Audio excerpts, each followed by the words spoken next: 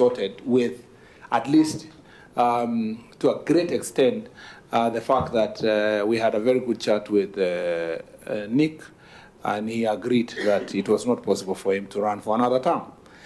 However, we have a small legal problem, yeah, and Honorable Karoli here being my senior, you can think through it, and you, even as a committee, you can put this to the elections, FKF Elections Board. It's the question of whether, if you do not qualify as a president, you can qualify as a vice president. If you have exhausted your term limit as a president, can you then run as a vice president or deputy president? In other words, let me put it in. So you will answer later, but this is my thinking. Put it in black and white. Can President deputize anybody in 2027 elections? My answer is no. And the answer, and I have, again, for the sake of the country, because I get asked this question all of. For transparency, I have had a candid discussion with Nick. I don't know where my phone is. I've had a candid discussion with, sorry, it's here. I've had a candid discussion with Nick, and I wanted to read the committee, the provisions of our constitution. Our own constitution says that the deputy president, each candidate in a presidential election shall nominate a person who is qualified for nomination for elections as a president as candidate for deputy president. You know, your qualification to become deputy president, you must have the qualification of being a president. Why is that so? Because in either cases of temporary incumbency or incapacity of the president, you are the president. So if the president dies or sick or removed from office, you automatically become the president. And if that situation happens, you flaunt the two-term limit. So in essence, our constitution of Kenya, in relation to the president of Kenya and the deputy president of Kenya, provides the same. The American constitution in the 12th Amendment says, no person constitutionally ineligible to the office of the president shall be eligible to that of vice president of the United States.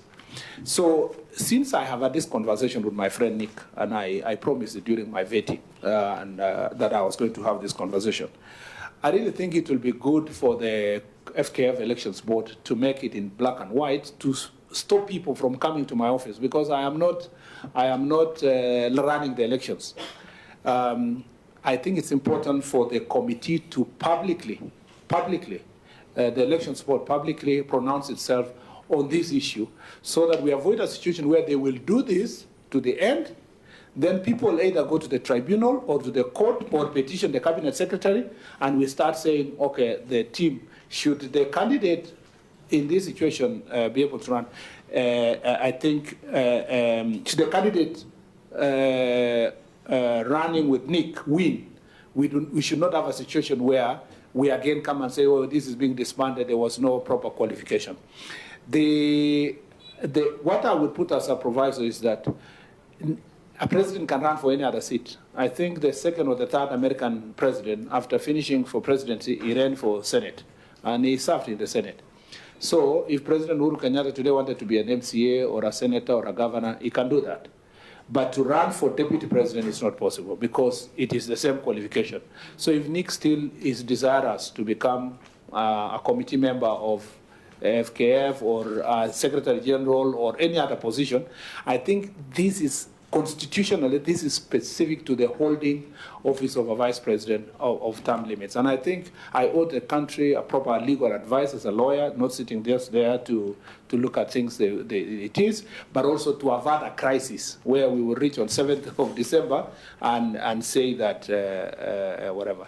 And to be very fair, so that people don't look at me as coming here to interfere with elections, Nick has served fantastic, and he deserves to want to run for any other seat except for president and vice president. If he wants to do so, he has the freedom to do so. But for him to keep with our constitution, I think it's advisable that position is clear now.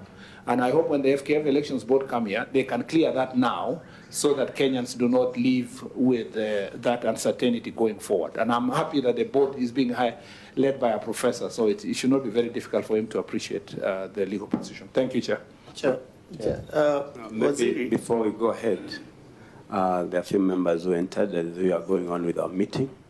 They can introduce themselves, starting from... Chair, thank you very much. My name is Charles Nguna.